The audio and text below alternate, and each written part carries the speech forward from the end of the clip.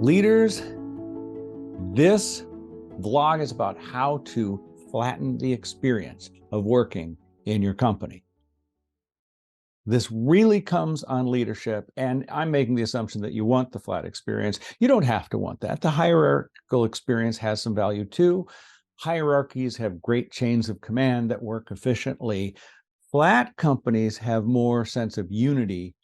So if you're interested in that, let me talk about a simple idea. Leadership can flatten the company experience by simply reaching lower and lower and lower in the company ladder for input and sharing and conversation. A leader can talk to people, can solicit input, ask for advice, take opinions anywhere in that company, anywhere on the ladder.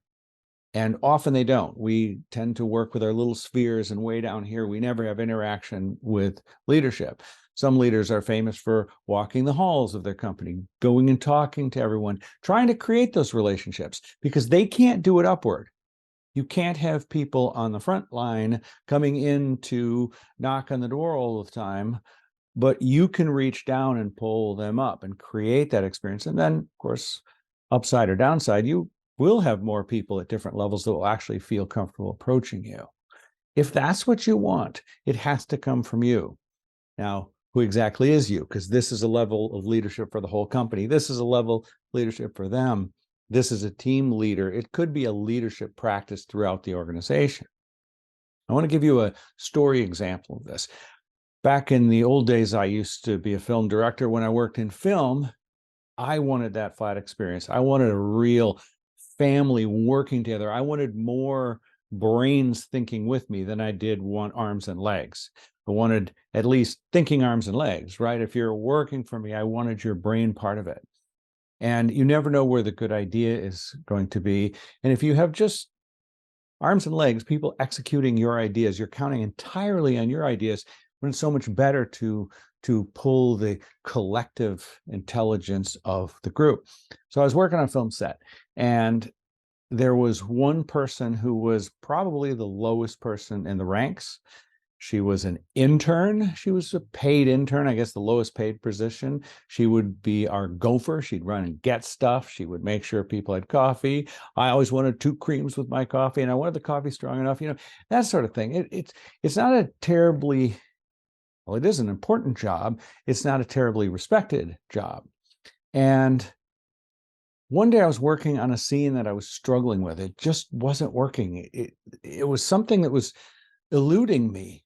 And in the corner of my eye, I saw this intern kind of perk up in a way. If there's a look of someone who's having an idea, I saw her have an idea. I saw she had an idea. And as she started to reach out with that idea, she was instantly shut down by other people who kept her from sharing. They didn't want her to be participating, and they shut her down. And I publicly stopped. I said, "Hey, hold on a second. What happened?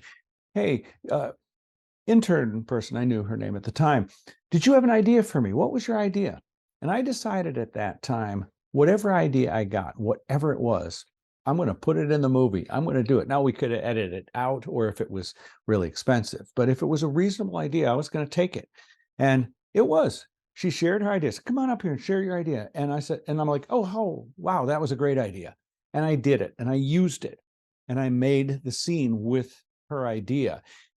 And this elevated her, and it flattened the company.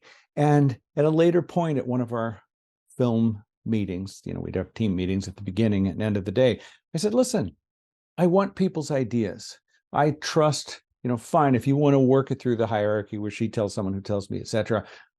I mostly want people to be willing to share their ideas.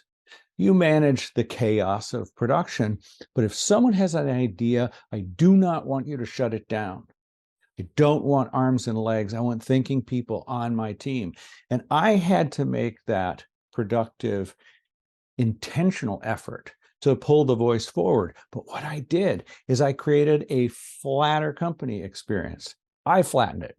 And as a result, a lot more people were willing to voice their opinions.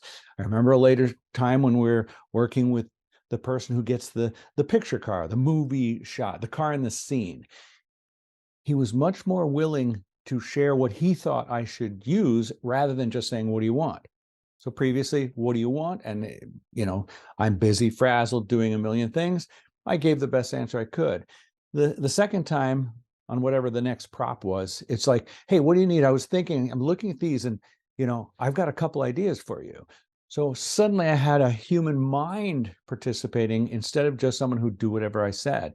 And I liked his options. He brought things that I hadn't thought of, and I ended up picking something better than what I would have come up with if he just said, what do you want? You as leaders have the power to flatten your company.